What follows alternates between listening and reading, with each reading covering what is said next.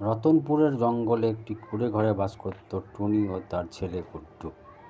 গুড্ডু একদিন টুনিকে বলে, মা মা আমি আইসক্রিম খেতে চাই, আমাকে একটা আইসক্রিম এনে দাও না। টুনি বলে, ঠিক আছে, আমি আইসক্রিম নিয়ে আসছি, কিন্তু তুই বাড়ি থেকে বেরোবি না। এই বলে টুনি আইসক্রিম আনতে বাইরে চলে যায় আর গুড্ডু একাই থাকে।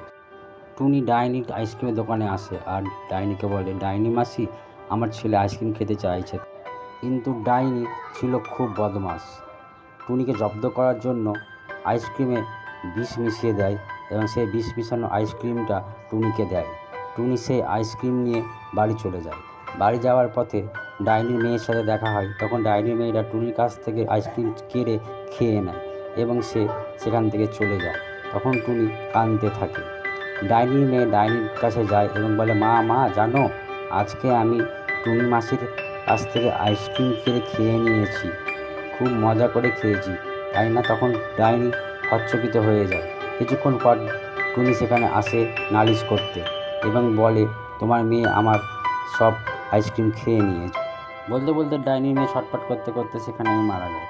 তখন ডাইনি হাই হাই করে কেঁদে ওঠে এবং বলে, টুনি, আমি তোকে জব্দ করতে চেয়েছিলাম, কিন্তু দেখ, উল্টে আমারই বিপদ হয়ে গেল।